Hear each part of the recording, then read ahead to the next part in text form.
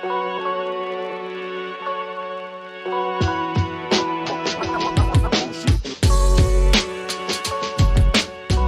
let's start with the rapid fire round. The first one is, at what age do you want to retire? 65. What's your favorite mobile app? Spotify. How long does it take you to get ready in the mornings? Half an hour. Most embarrassing moment of your life? Oh, pass. Mountains or beaches? Beaches. What's the most useful mobile feature you can't live without? Instant messaging. Favorite color? Blue. What time of day are you most inspired? At 11 o'clock. How many hours of sleep can you survive on? 5. Fill in the blank. An upcoming technology trend is blank. Spintronics. The city in which the best kiss of your life happened? Paris. Pick one, Android or Apple. Apple. The biggest mistake of your career? Not to change jobs often enough. How do you relax? Sailing. How many cups of coffee do you drink per day? 2 to 4, depending on the day. A habit of yours that you hate? Pass. The most valuable skill you've learned in life? To trust in people. Cities or countryside? Mostly countryside. And the last one is your favorite Netflix show? Pass. Okay. All right.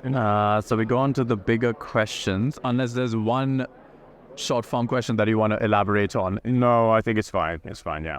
All right. So the first one is, how do you think the EIC Pathfinder Program fits into the broader goals of the European Innovation Council? And what impact do you hope it will have in the long term?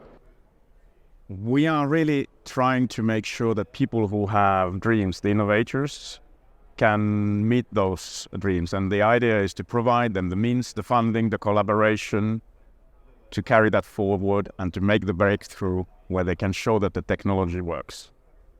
And what are some of the exciting projects that you guys have been involved in with this? We are working a lot of different technology areas, so it's very hard to pick one. And with new technologies, you never know what is hype and what will fulfill the dreams. But at the moment, we are excited by 2D materials, spintronics, quantum, and not only quantum computing, but also quantum sensing. It's really opening new areas in the medical imaging, for example. We have such a wide range of technologies, so it's really hard to summarize in a short term. Okay. You don't have a personal favorite? Well, I'm a computer scientist, so everything happening close to the computer science, so that's why I'm passionate about how we can make more breakthroughs and to fulfill, Moore's law with even more revolutionary new technologies. Okay. How do you see the role of SMEs in the innovation ecosystem, and what policies are you advocating to support them? The SMEs have a crucial role. I mean, they are really the best innovators that are bringing the new revolutionary breakthrough technologies to the market. SMEs have the passion, and what we need to do is to ensure that we have enough funding and financing. That's the big novelty in EIC, that we are also investing with public money as a shareholder. Okay. And in your opinion, what are the key drivers for successful international cooperation in R&D and innovation policies? Wow. I mean, you really have to have all the corners covered. You have to have a good IPR strategy. You have to have a good collaboration. You have to have a clear dream, clear passion about the future technology. And you have to communicate clearly that every partner in the project are having a good role in fulfilling that objective. And so what does your typical day at the EIC look like? My typical day, it varies. I have days where I meet a lot of external people. I go to conferences, I talk with external people, and then I have, on the other hand, days where we are making sure that the contracts are in place, that we are paying our grantees on time, and we make sure that our back office is running smoothly.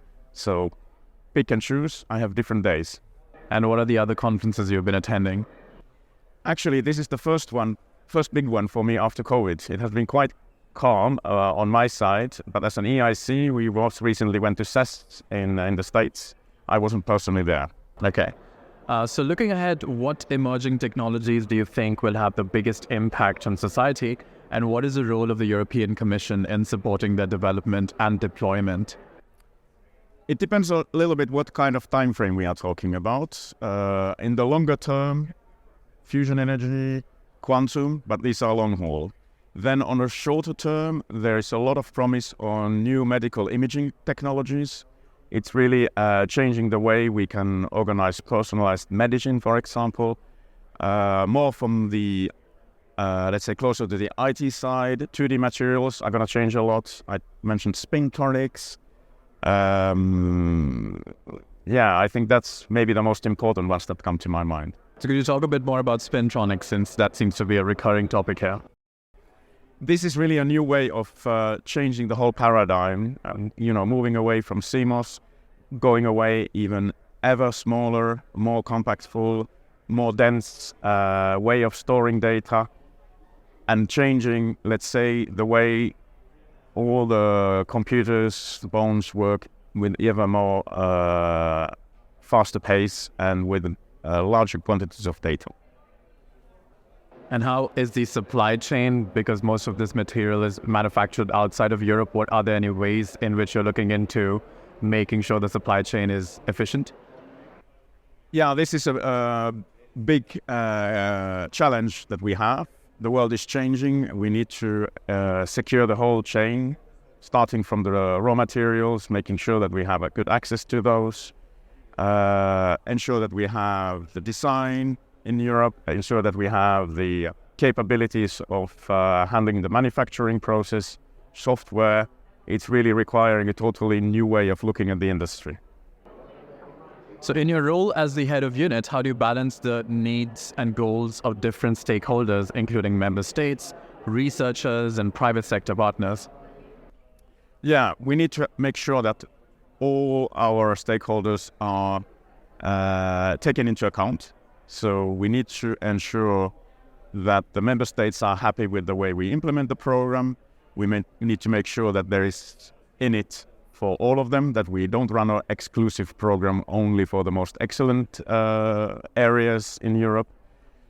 For researchers, we need to ensure that the programs are matching with their careers and that they have a relatively easy access to the money. They don't waste their time too much in writing proposals, that we ask pertinent questions in order to evaluate their projects. And once we are running a grant with them, we need to make sure that the program is running efficiently so that all participants, also SMEs that we have a lot, are able to focus most of their time on things that matter, that there is not too much bureaucracy, which they don't need. Unfortunately, we do need it. It's public money. It comes with strings attached, but we need to keep it at the right level. So what advice would you have for these companies who are looking to get this money? Plan well ahead. Make sure that you have a clear idea what you want.